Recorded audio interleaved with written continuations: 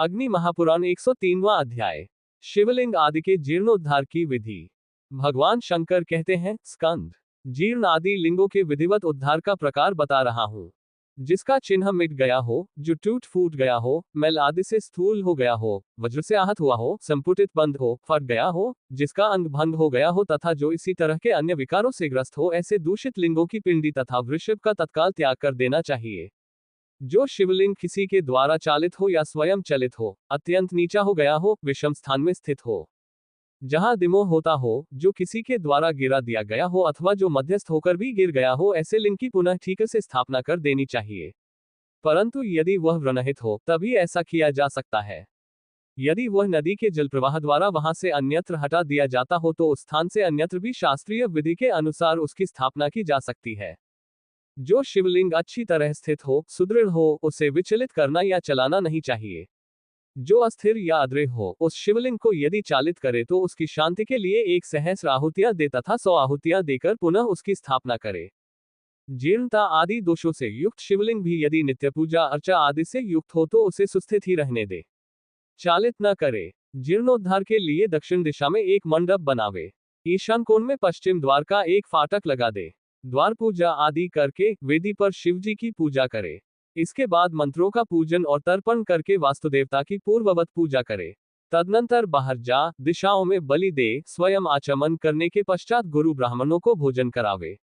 तत्पश्चात भगवान शंकर को इस प्रकार विज्ञप्ति दे, शंभो, ये लिंग दोषयुक्त हो गया है, इसके उद्धार करने से शांति होगी ऐसा आपका वचन है, अतः विधिपूर्वक इसका अनुष्ठान होने जा रहा है। शिव, इसके लिए आप मेरे भीतर स्थित होइए और अधिष्ठाता बनकर इस कार्य का संपादन कीजिए।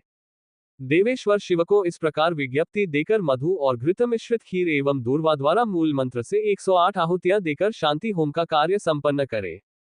तदनंतर लिंग को स्नान कराकर वेदी पर इसकी पूजा करे।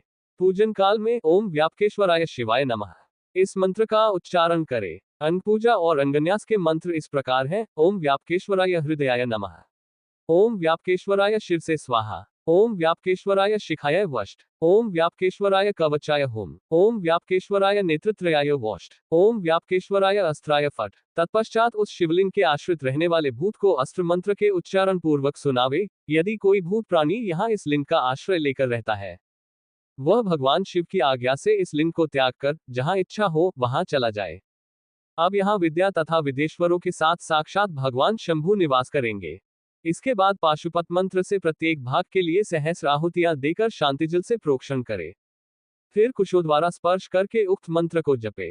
तदनंतर विलोम क्रम से अर्घ्य देकर लिंग और पिंडिका में स्थित तत्वों, तत्वाधिपतियों और अष्टमूर्तीश्वरों का गुरु स्वर्णपाश से विसर्जन करके वृषभ के कंधे पर स्थित रज्जु द्वारा उसे बांध कर ले जाए तथा जनसमुदाय के साथ शिव नाम का कीर्तन करते हुए उस वृषभ नंदिकेश्वर को जल में डाल दे।